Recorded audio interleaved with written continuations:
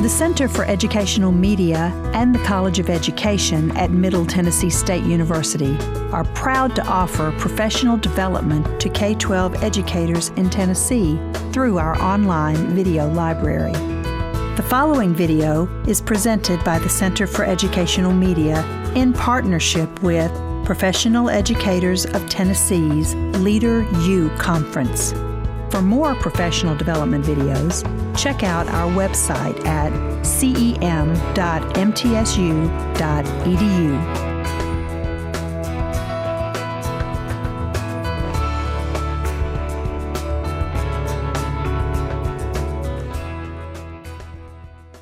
I know that Ryan Jackson came with a lot of energy and came with his Fit Leaders kind of program there. I'm part of the Fat Leaders program. Although that's accentuated a little bit more by my attire today, which you'll understand here shortly. A couple of disclaimers before I begin today. First of all, this is a highly alliterated session. So if you have any kind of issues with alliteration, I'm sorry, it's just going to happen. Having been a former high school English teacher, it just seems to work that way very well for me. And it will be alliterated words with the letter P. However, I want to tell you at this time, these four will not be a part of that alliteration. It will not deal with policies, programs, procedures, and prejudices. So we're cutting all of those for this session. Those of you who wanted to come in here and start your policy making, I'm sorry, that's not part of what we're doing today. Another disclaimer I want to make is you'll notice that the session title here is Brain Bridging Across Gaps, Our Approach to Meeting the Needs of High Poverty and EL Students at Jerry Whitson Elementary. Though that is the majority of our students, I also want to point out none of what we're going to talk about here is going to be negative for your other students. When we talk about this statement, all means all, that's what we mean. We mean that everything that we're going to look at and talk about today is actually to address the needs of all students. But we also recognize that there are some needs that may be a little bit different for those who come from backgrounds of poverty and those who have cultural and language barriers. So, I do want to put this up here for just a moment. Give me a second to catch my breath. If you're QR code people and you have a device with you, you can scan that QR code. I'm one of those people who, when I go to sessions, the giveaway is kind of a cool thing to have there at the end. So I do have a couple of items that I'll give away at the end. And this is also for me to get a better sense of who the people are in the room. So if you don't mind, it's just a quick Google form there. And I'll come back to it at the end of the session too. But I'll pause for just a moment so that those of you who are scanning the code or putting in that tiny URL can get that. By the way, BBAG is not entirely arbitrary. That's brain bridging across gaps. And it's also not a new product that Nike's offering or anything there either.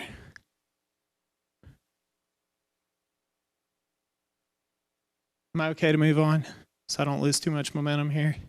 And so I can start to take off this sweatshirt.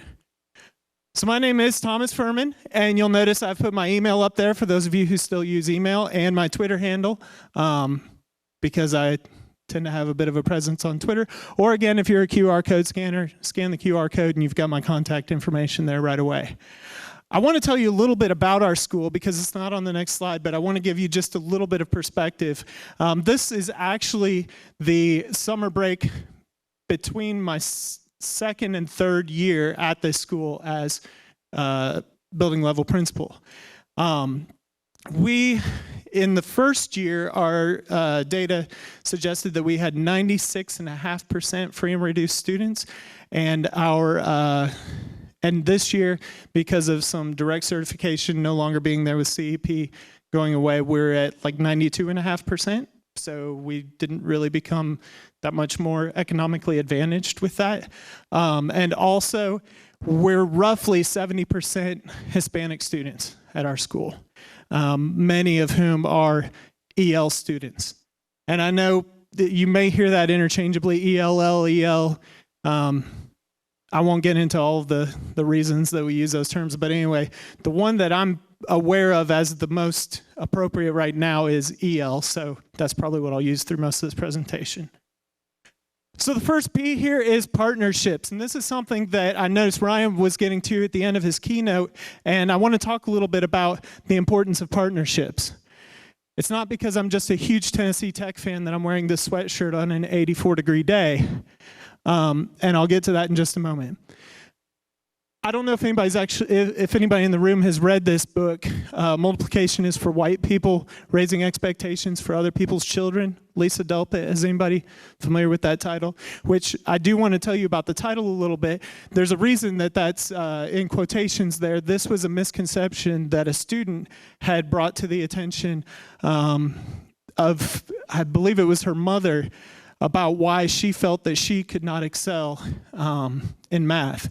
So that's where that comes from. But notice what Delpit tells us here. We are still managing to waste poor children's time on activities that have no real relationship to intellectual development. What teachers should be doing is developing the knowledge of the outside world that children from less privileged families might lack. And I've taken that to heart at our school, because although our students are actually geographically the closest of all the schools in Putnam County to Tennessee Tech University, I still perceive that the chasm is the widest with their ambition for post-secondary education. So what do? We're 2 blocks away from Tennessee Tech. We start taking kids down the road and start bringing people down the road to us. I want to talk a little bit about some of these, and this is why I've brought this sweatshirt. Our 4th grade visit day. One of the last opportunities that we have to touch our students' lives is the end of their 4th grade.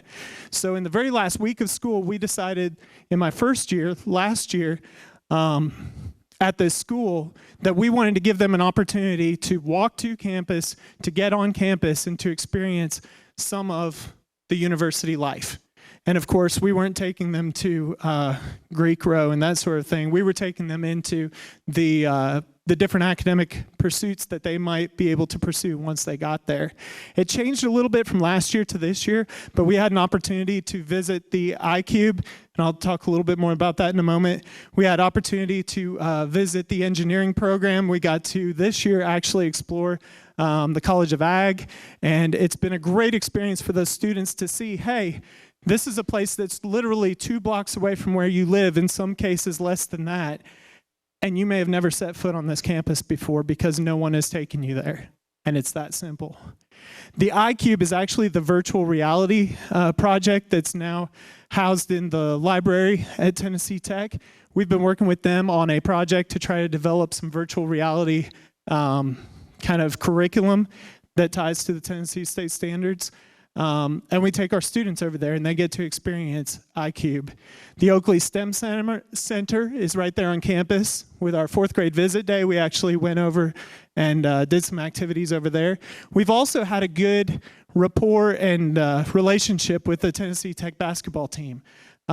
We had them come over, and this is really fun just to watch kind of the contrast, because typically I'm the tallest one in the building. And then, of course, we invite Tennessee Tech basketball players in, and people are wondering where my friends came from that are suddenly my height. And we actually did this for the one day in the first year where they came over and colored with our kids. And just to see those kids being touched by the fact that university students would want to come over and do anything with them was so powerful. And then this year, we actually invited them to speak to our 3rd graders and tell them about how they got to where they are. Some of them had gone the junior college route and then transferred. We had a lot of great stories for our students to learn from there. And we also have had contributions and even grants pursued on behalf of the TTU Panhellenic Council, the STEA, and we have residence and practicum student placements. So being so close with our proximity to Tennessee Tech, we've really taken advantage of some ways to bridge opportunities for our students. Would somebody care to read this one aloud for me? Children. Poor children are half as likely as well-off children are to be taken to museums, theaters, or to the library, and they are less likely to go on vacations or on other fun or culturally enriching outings. Bradley and Corin, 2002, Teaching with Poverty in Mind. Thank you. So as you can see here, poor children a lot of times don't get those cultural experiences that others may get because their parents can't afford them, or they don't even realize that it would be something valuable for their children. We're fortunate to have a PBS affiliate, WCTE in Cookeville, and I want to talk about each of these different respective logos at the bottom that are all associated with our relationship with WCTE. With their sponsorship this year, we actually had Scratch Junior Coding Camp. And what was great about that camp was we didn't just invite the students to it, we invited their families. And actually at the PBS National Convention, one of our parents of a student was featured for the impact that this had on her and her literacy. This is a woman who really couldn't read in her native language or in English, but because of this was able to actually educate others in her language about how to do coding, which was really exciting. We also have an Odd Squad camp, and we have a great relationship with Cindy Putman, who actually works with our students through that camp, and that's great. Another piece of this that I wanted to point out was I took my entire leadership team to a viewing held by WCTE of Education Revolution, and I've linked that there, and I'll have a link to this whole presentation later. Has anybody seen that series? Though there is a bit of controversy in some of the things that are presented there, it definitely opened our eyes to a lot of the challenges that we may not have even considered for our students, and it was certainly valuable to us. And the next of our partnerships here is with TSIN. And again, I just keep asking if anybody has relationships with these, but this keeps me on track. I know where I am because I can always look down and know what I'm wearing at this time. So TSIN is the Tennessee STEM Innovation Network. Is anybody affiliated with that or part of that? They have what's called the ILI Innovative Leaders Institute, during which an administrator and a teacher leader in the building get to actually engage in a lot of leadership professional learning and visit different school sites, different STEM school sites across the state. That really opened our eyes to how we could provide a lot of opportunities for our students. And so that partnership was definitely valuable to us. We also had the opportunity with several of my teachers last year to attend the TSIN STEM Summit. And the keynote speaker was Nirvan Molik, who is anybody familiar with Kane's Arcade? I'm bringing up all kinds of things nobody's familiar with. Anyway, Kane's Arcade was actually, I won't go into a lot of detail, but he was a film producer. And he happened upon this child who was building all sorts of different things at his dad's shop out of the cardboard that his dad wasn't really using because all of his auto parts were coming in those cardboard packaging.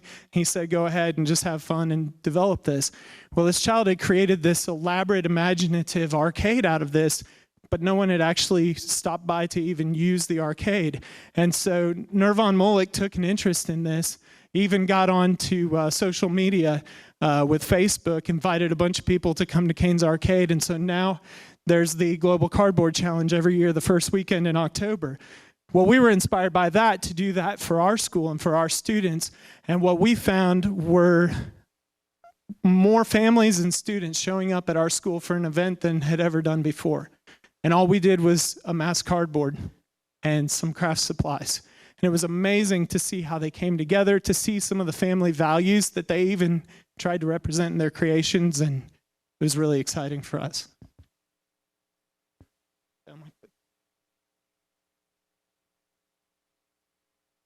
The key to achievement for students from poverty is in creating relationships with them, because poverty is about relationships as well as entertainment. The most significant motivator for these students is relationships. So the partnerships are very critically important because when you're from poverty, a lot of times you don't have the material things, but you do have people. So those relationships are so key to touching their lives. You might be familiar with Todd Whitaker and his work, What Great Teachers Do Differently. And although the focus of this is primarily looking at hiring great educators and working with great educators, he makes a very important point. And again, it's a P alliteration there, but it's people, it's not programs. You're not going to have the impact on students that you want to have if you're relying simply on programs. It's really about people making a difference with their relationships, with their caring, and obviously there's so much that goes into that. So of course here I get to dig back into the closet of old.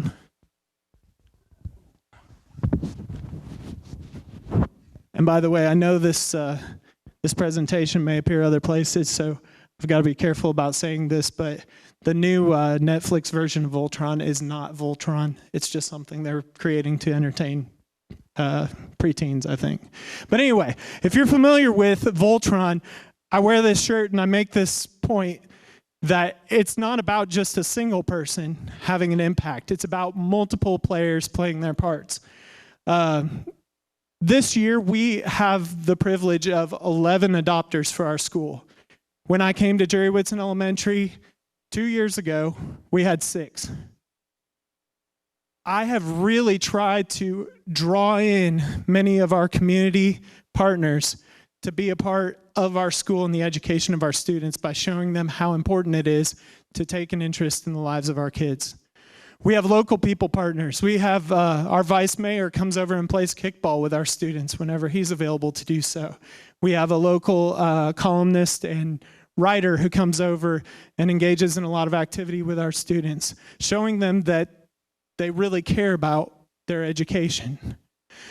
We also had a mentor program that we weren't able to fund this year, where we took our students to a variety of different activities in the local vicinity.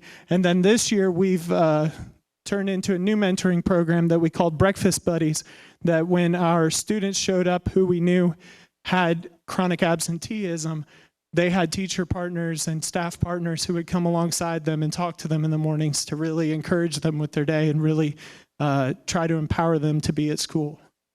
And then, of course, parents. And I know sometimes this can be a contentious issue where we might see some sorts of differences of opinion between parents and other stakeholders, but we really draw from our parents playing a very active role in supporting our students. Next comes the big part, passion.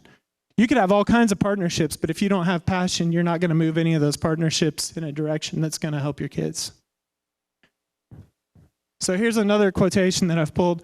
Children living in poverty tend to have less engaged parental and extended caregiver support systems and fewer opportunities to engage in informal learning experiences. What is more, poverty-driven family stress appears to have an effect on the cognitive development of children. So those informal learning experiences are something that we want to make sure that our students have. And so that actually brings me to another one of our partnerships that works with that.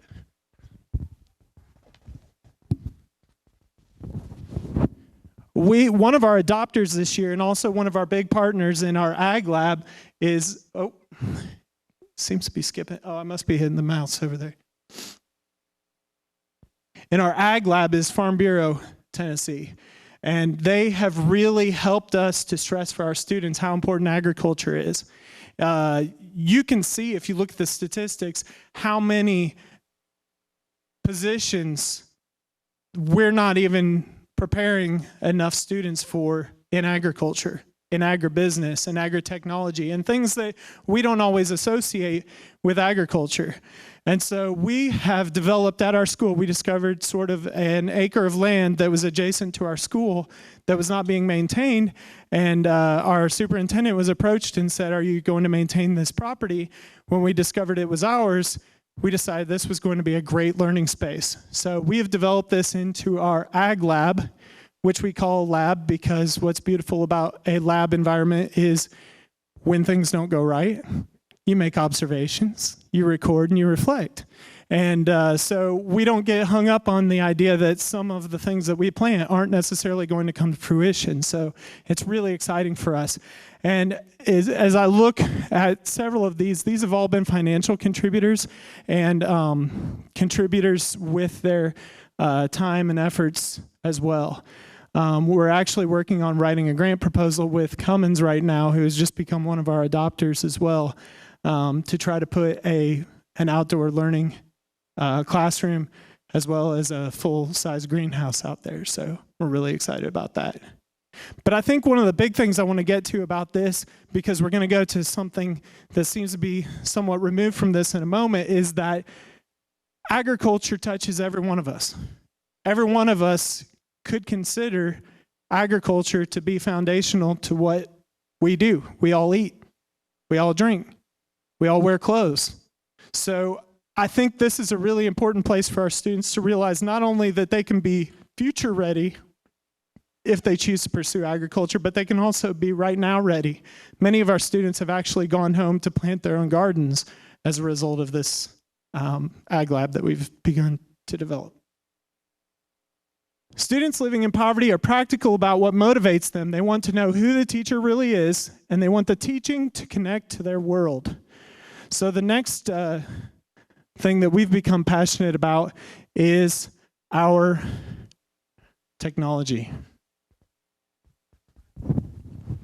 But it's not just about having the technology.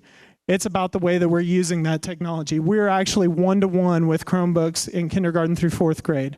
The first year that I came, we set it as a priority to be one-to-one in first through fourth grade, and this past year we're now one-to-one in kindergarten through fourth grade, which, by the way, we did talk to our kindergarten teachers, and they're the ones who told us that they wanted to go with Chromebooks because they wanted to see that continuity in our technology. So we're a Google district, so we do use the G Suite tools, but some of the really cool things that have come out of this have been confidence builders for our students. We were invited to actually attend a Google Summit and also to present. You'll see there's a picture up there in the top right corner. We were asked to present at the LEAD conference, our students, to showcase some of the work that they were doing with Google. So it's been great for our students to really see that the technology not only empowers them to create meaningful sort of representations of their learning, but also that they can be recognized in a pretty public sphere for that. So it's been a great way for us to really move forward and connect them to what's relevant. And although you would imagine that in a school with such high poverty, they're not connected necessarily to the net, it's amazing how many of our students are finding the technologies, available among them to connect.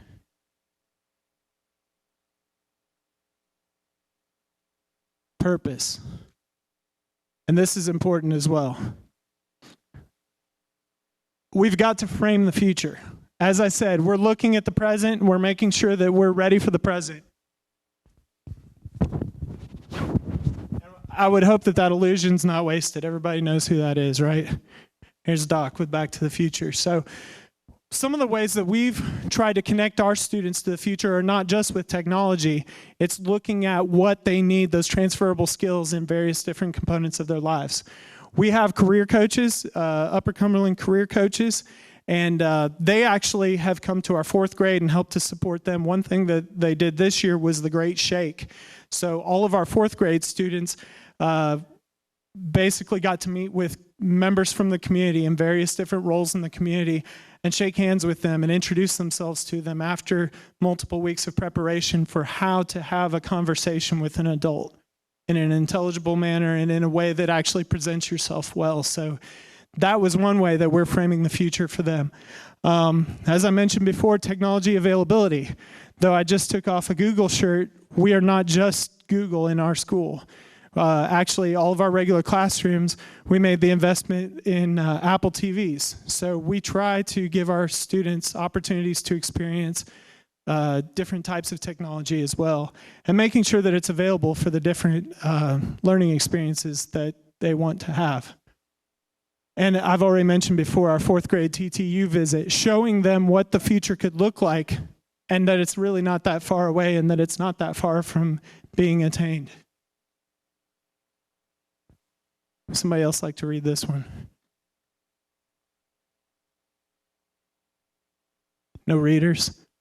I know we set that goal that all our third graders could read. We must remember that our students will be living in a far different world than what we know today.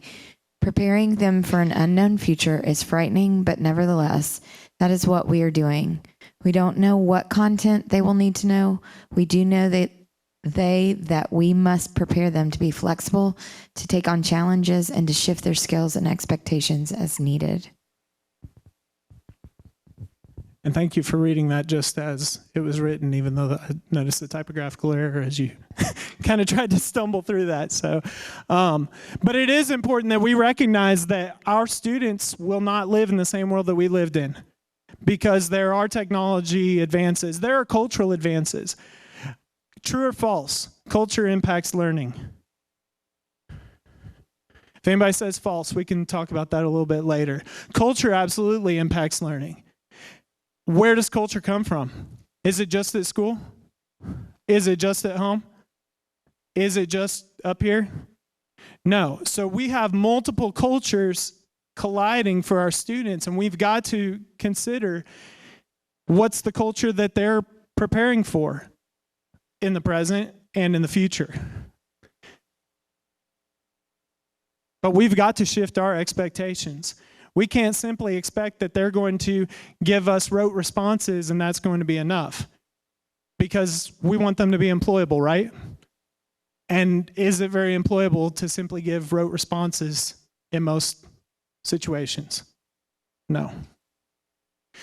So here's where by the way, this was a gift from my daughter to me. Don't get many opportunities to wear this, so here it is. From impossible to innovative. Yeah, it seems impossible because people think unicorns aren't real. But by the way, an artist rendered a unicorn, so in essence, that makes it real. I was a philosophy major in my undergrad, so if we really get into this, we could kind of make the point that the essence of the unicorn is there. But notice, there are different ways that we have to make the impossible innovative. One of those, as you see, we have to confront the naysaying. Now, did I say eliminate the naysaying? No. Why do you think that's the case? Is naysaying important to the process? There has to be resistance. There's no innovation without resistance. You have to have, now, does that mean that every one of us can, find that unicorn out there and jump in our spacesuit and head off into other galaxies? Not necessarily. But we can imagine beyond what's expected, right? We don't have to get so set in the status quo that we feel like there's no reason to try to get beyond that. Because then what happens when we do that, we continually set ourselves further behind. So one of the ways that we've done this is we've had a lot of students, especially this year, who have moved to our school directly from Guatemala. And so we have actually set up, through our LEAPS program, a class with our bilingual teachers to help to develop those relationships with those students. Now, we're blessed that we have some bilingual teachers who could be a part of this process. Not so much that we would just continue to speak to them only in Spanish, but to develop a relationship in a common language so that we could help them to develop the skills that they need. And sometimes you've really got to get outside the box. Or I've heard some people say, don't just get outside the box, just move the box aside. Don't even think about the box as a constraint to what you're doing. Creative communication. Now again, in a school where we have 70% of our students who are Hispanic, you might imagine that we have a lot of parents who don't speak English. So we have actually set up 2 Remind accounts for our parents, one in English and one in Spanish, and this is one way we're able to connect. Another way we're able to connect is through YouTube. Of course, I heard somewhere that YouTube is actually now a more popular search engine than Google.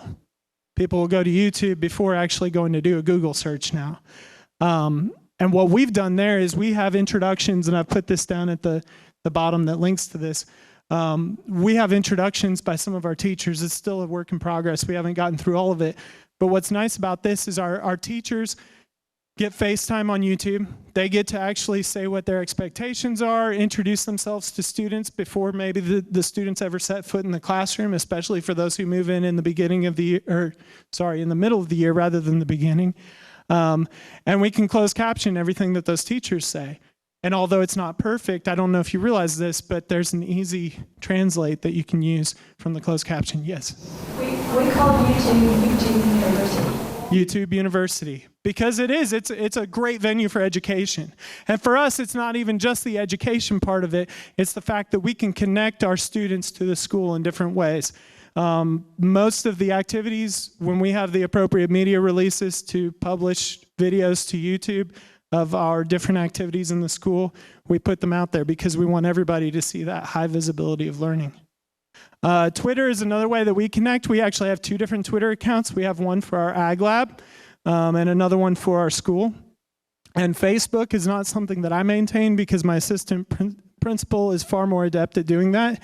But that's another way. We have Facebook groups set up for our parents and for our faculty. And Google Translate is another way of being creative in communication.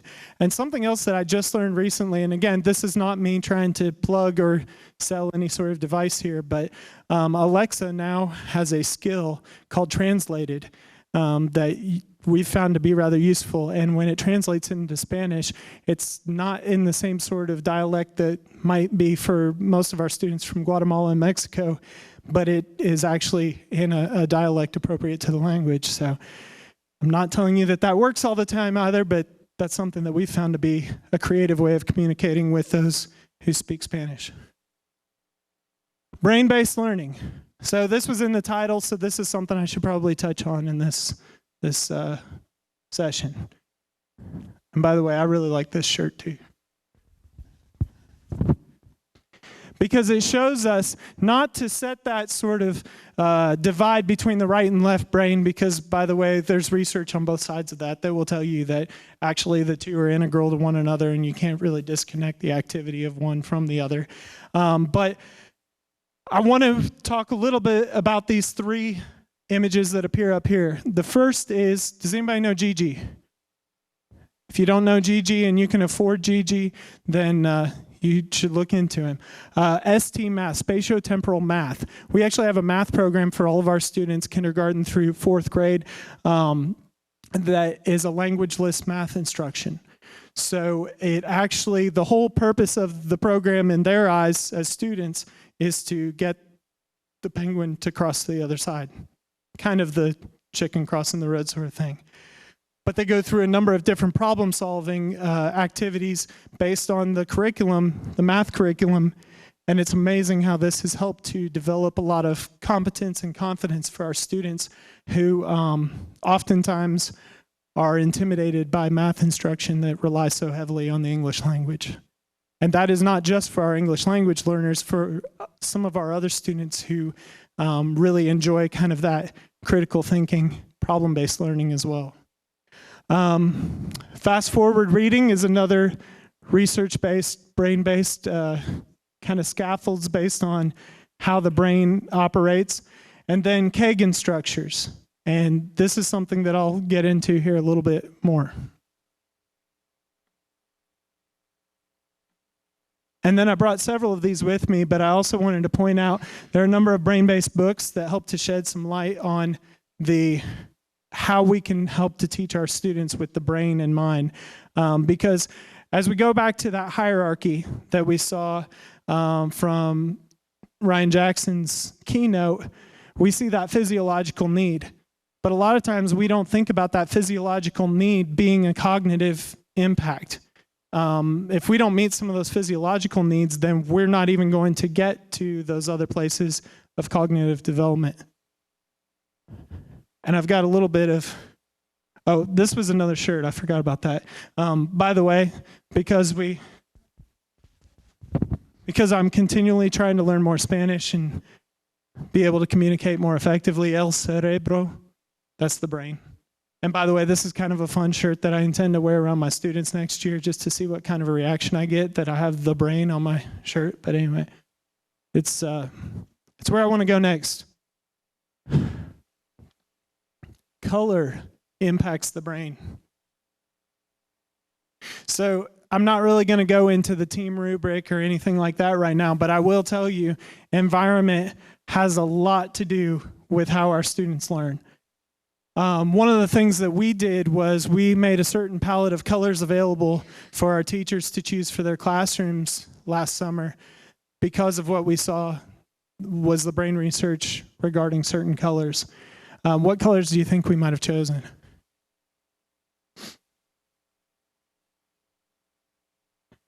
So we went with green, purple, blue, and we actually went with kind of a brownish tone too.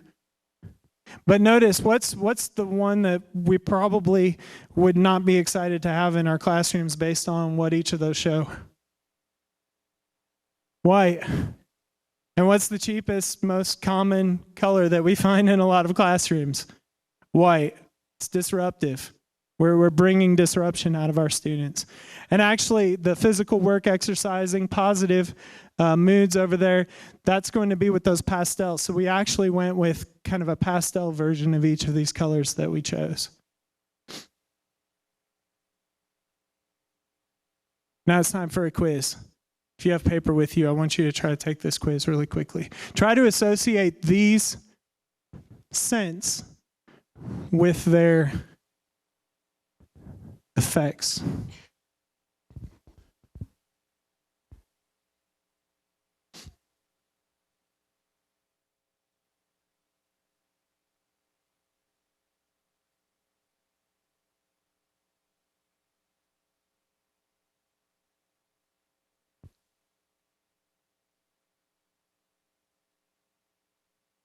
And by the way, did my slide say that these scents only impact kids from poverty? Did it say that those colors only impact kids from poverty or kids who speak a different language than we typically provide instruction? No. And that's what's important. When we're really talking about all means all, we have to make sure that we're addressing the needs of all students. And we all have brains. We all have hearts. Although sometimes there might be some who would challenge that notion. And as I thought about that, I almost kind of started to walk down the yellow brick road because I thought, if we have brains and we have hearts, what's the only other thing that we need, right? Courage. And we're going to get there in just a moment, too. All right, so lavender. Who's so bold as to guess which one that is?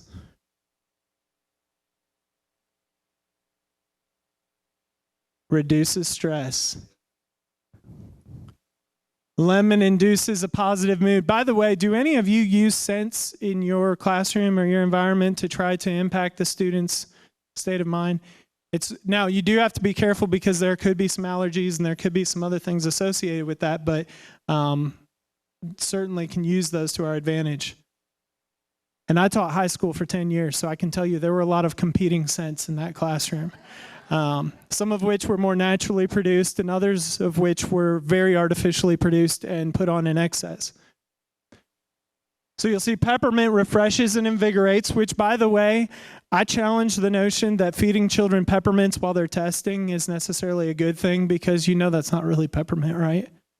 That's an artificial mint that, yeah, the actual peppermint is what has that impact.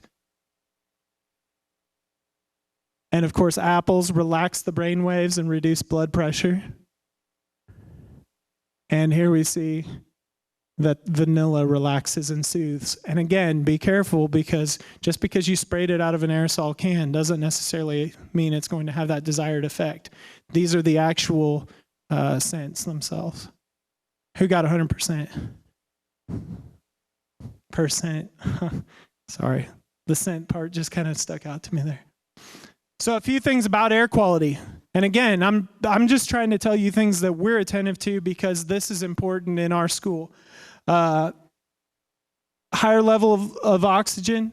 And by the way, when you stand, you actually bring more oxygen to your brain. So here you're all seated. There are a few things that are interesting about this. So here we are in this environment, and you're seated, and we Oh, we don't have fluorescent lights here. I can't use that example, but actually fluorescent lights limit the spectrum of visible light. So now they have full spectrum lighting, but oftentimes that's the reason that fluorescent bulbs, this is kind of a side note, are used in prisons, because it helps to limit the brain activity.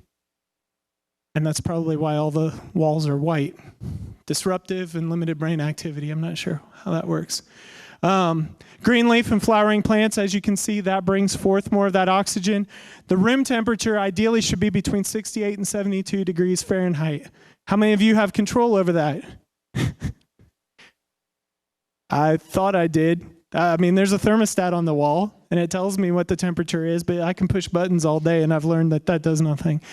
But that is important, because actually you shouldn't be teaching in a cave, because it's a little cooler than that, and that would not be optimal learning environment.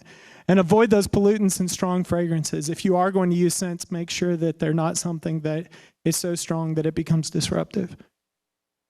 All right, here's some more quiz material for you. We know the brain needs food and oxygen. The brain consumes about how much of the body's energy? Think about how big a brain is. How much of the body's energy does it consume?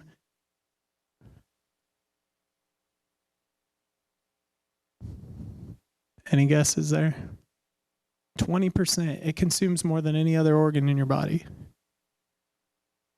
So should we be feeding our brain appropriately? Absolutely. It's actually the one that's getting more of the food and the intake that we have.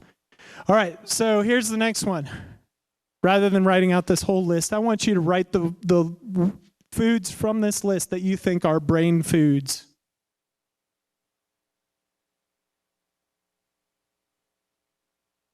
And then we'll talk about what we're serving our kids in the cafeteria.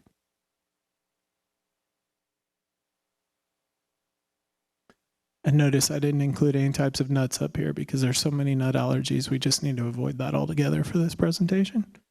Even the mention of some nuts, I think, causes some people to break out. Are we ready? Here they are. Cheese is not a brain food. Ice cream. What are we noticing among those two? Yeah, I know. We wish, right? Ice cream Fridays. Come pay 50 cents for your brain to be slower. All right? Microwave popcorn. Popcorn's a great snack. Part of the reason with microwave popcorn is because of all those additives that have been put into it to try to preserve that as well. Soy sauce. Your sodium is going to hit you there. Citrus soda, which means, oh, and by the way, white rice. So you should be going with the long grain types of rice.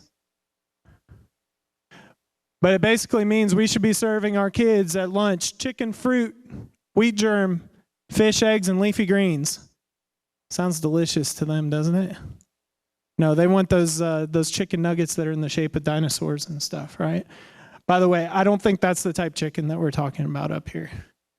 You've added all sorts of other issues to that. So the brain is approximately 80% water. It's a little more water than most of your body is. I wanted to point out some of the signs of dehydration, because these are really important, and a lot of times we miss this. Mild dehydration will cause our students to be restless and have scattered attention. Do you know one of the first things I do when somebody brings a student into my office? I offer the child water. Because often, now, is the child suddenly going to become rehydrated, like it's dehydrated food and suddenly it just came back to life? No. But oftentimes, the other thing that you find with drinking water is those dopamine levels. So it'll help the students to kind of become a little more calm. I've also had the occasion where I offer the child water and the water ended up all over me. So, and it didn't hydrate me either. But anyway, severely dehydrated. So the restless and scattered attention is oftentimes the child who hasn't had enough water today. But the severely dehydrated becomes slow and lethargic. And it's also important to note that pure water is better for the brain than soft drinks, fruit juices, teas, and coffee. And what's one of the measures that we've taken to try to address this in schools? What do most of our vending machines now have? Just that pure water. Although we have some of the pure water with like a slight additive of something that I'm not sure what the research will show us about that later. Okay, so in this presentation, we could go to the point of listening to some small clips of music. But it's also important to recognize that the beats per minute of the songs that students are exposed to impact their activity as well. Oh, I'm jumping to it already. Go ahead and try and match these up. The first one I would hope you would have gotten anyway. So what would we expect that highest beats per minute to do? Energize. Get our kids pumped up. When do we use that kind of music? PE? What are come on, there's more than PE, I hope. Do I? Brain breaks, okay? Now I hear that get the wiggles out. By the way, that's not research based. That's just something people say because they get tired of seeing kids wiggle around, and I don't think fidget spinners are research based either. But anyway, yeah. So brain break might be one. How many want your kids energized in the morning? Yeah. I mean, again, I taught high school, and I had some pretty lethargic kids showing up in the mornings. And then I look at that now, and I think, well, maybe they were severely dehydrated, so we should have gotten some fast music and some water. All right, 60 to 70 beats per minute. What do you think there? Creativity. Okay? So we got them energized. Now we want to get creative. And then what about the 50 to 60? That's our learning time when we've got it at 50 to 60. So really, why do you think that's the case? What's the resting rate for your heart? Mm-hmm. So that's when it's that optimal, your heart's operating at the rate that it should be. And then reflection, of course, for 40 to 60. And then, of course, it says 30 to 60, which it's interesting because you have 50 to 60, 40 to 60, 30 to 60. They don't necessarily separate from one another. But as you get to those lower beats per minute, you'll see that they have those impacts. How many are classroom teachers here? Okay. How many are elementary classroom teachers? What grade do you teach? Third grade. What's yours? Third. Do you use any music to impact your students?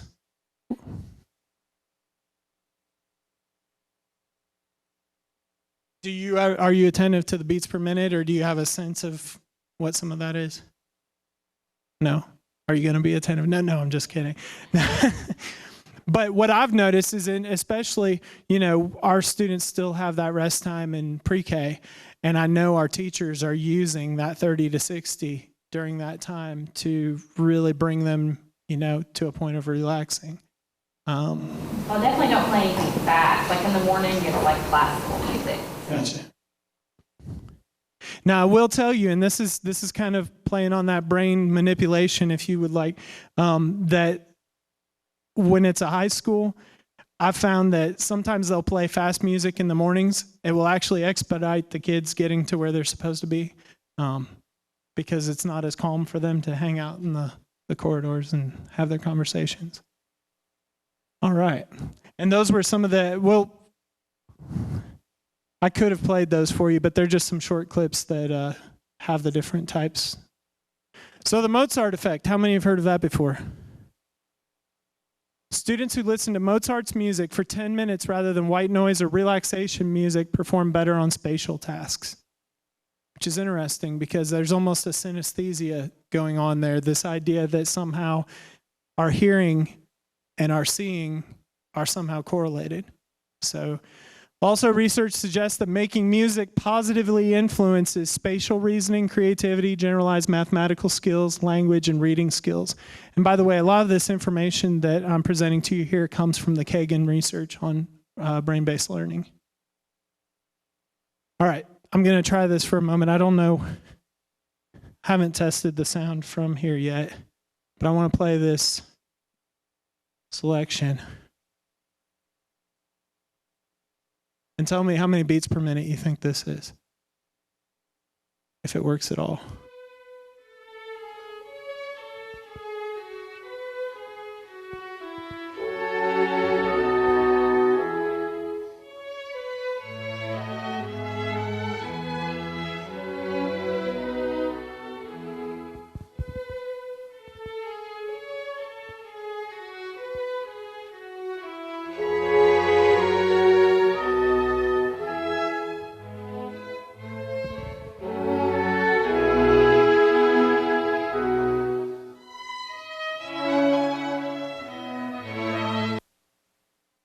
So thinking back to what state that puts you in, which of those do you think that is? About how many beats per minute? I hope I put it on here. It's in that 40 to 60 range. So it is actually kind of helping you to get calmed down, that sort of thing. So I guess 60. So it's right at the top of that range.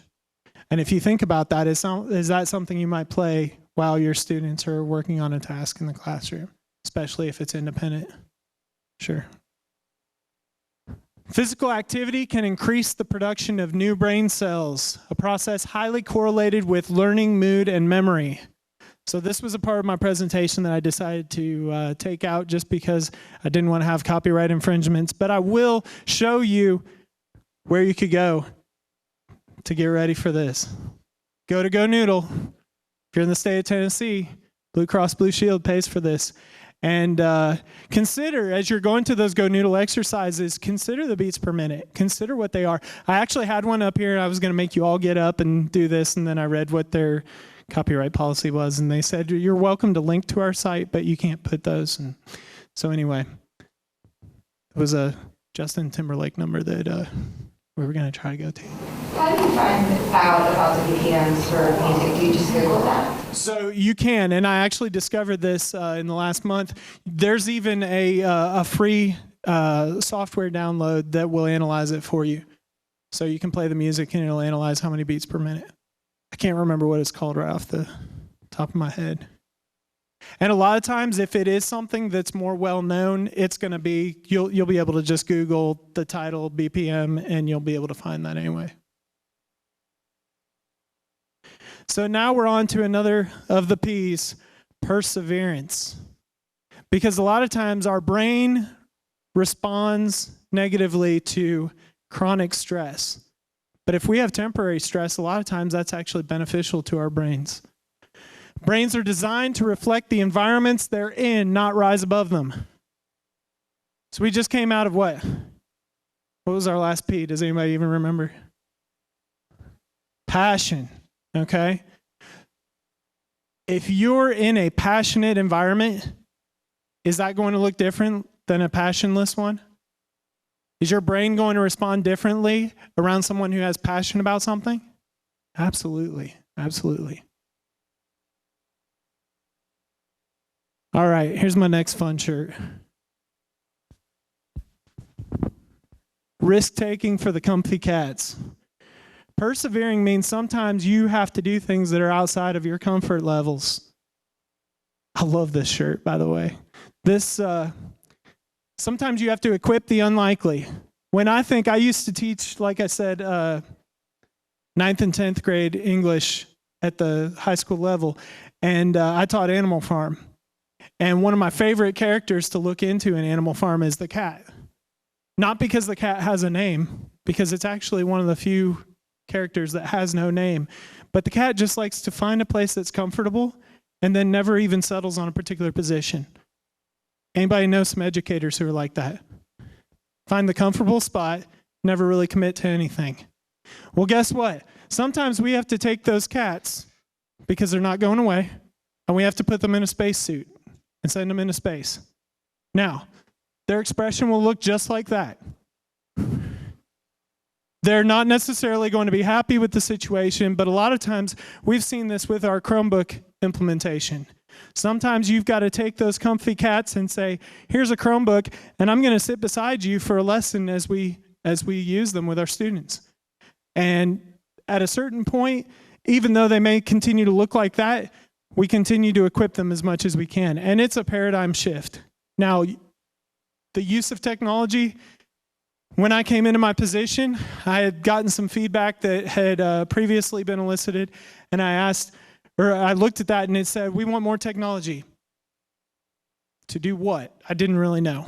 But I started to have those conversations and I found out we want to empower our students so that they can use this technology to really kind of embrace the world they live in. So you have to shift that paradigm. And sometimes you've got comfy cats who are out there, and then other times you've got some running lions, and you've got to be careful of them because they want to go after these comfy cats and sometimes try to destroy their spacesuits before they even get a chance to wear them. So you've got to shift the paradigm, and it's got to be a collective interest in serving all of our students together.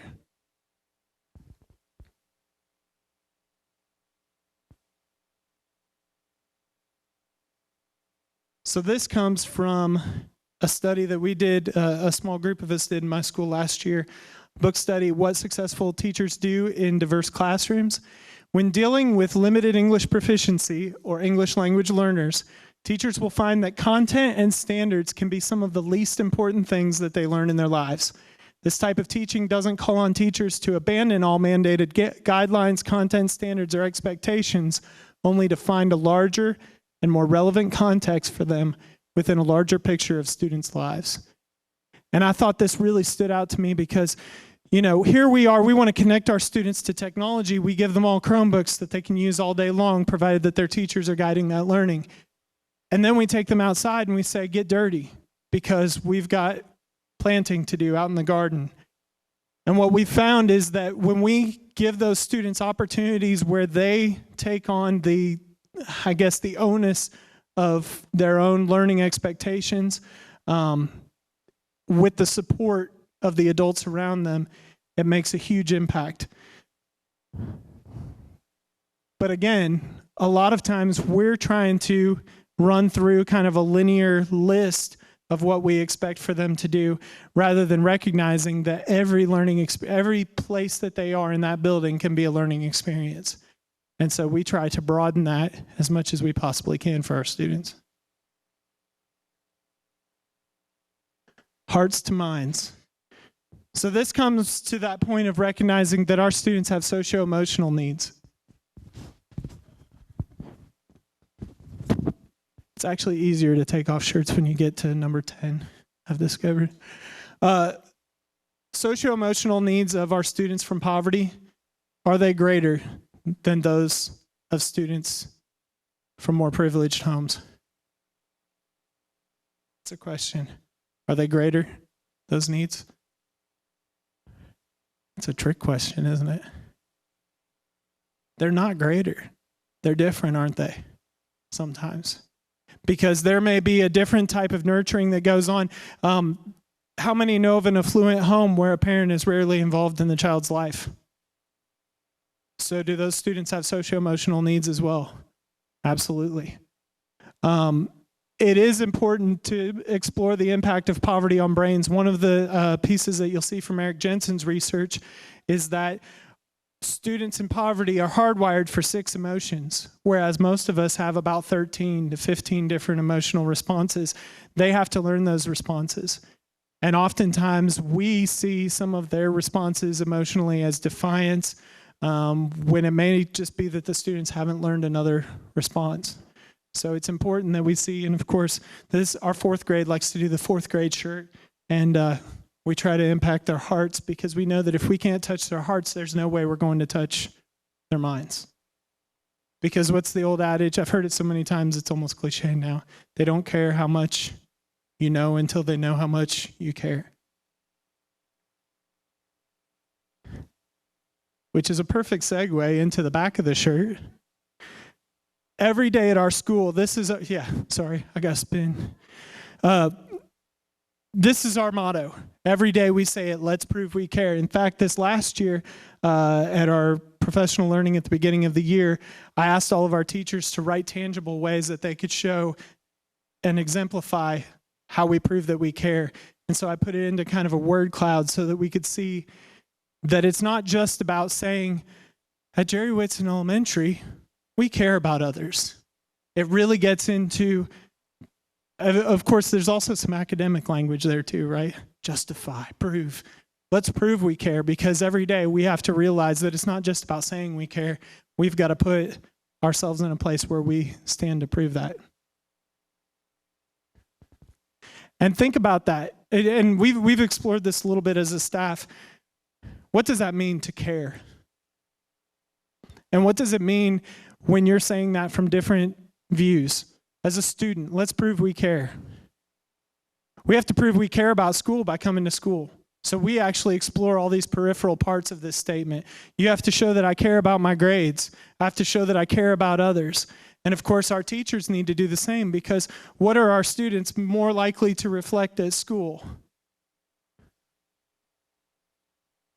Probably the other students than their teachers. But if the teachers aren't setting any positive model of caring, then they're not seeing anything. Some of them see no caring other parts of their lives. And so that may be the only place where they see that. When I, kind of an interesting story. So where I'm principal now is actually the school where I learned that I couldn't be an elementary teacher. I worked with AmeriCorps as a mentor and tutor, as a volunteer. And I came in and I was working with different students who'd been assigned to me. And I realized I have no idea how to deal with the personal socio-emotional needs of these kids. So of course I did that one thing that I shouldn't really admit that I did. I said, well, then I should be a high school educator, because they've got it all figured out by the time they get to high school, you know. I can just be a master of my content. I don't really have to know kids all that well. Wow, was I wrong. But anyway, so after 10 years as a high school educator, I was able to come back. But anyway, the motto for AmeriCorps is getting things done. And I like that as a motto in one respect, because it's active and it's moving forward. But for us, our priority is making things happen. It's not just about getting things done, because getting things done is what? Knowing what there is at the beginning. Making things happen means sometimes we don't even know what may be coming next, but we're going to get there, and we're going to make it happen as a group. So we threw around several ideas for our school shirt this year.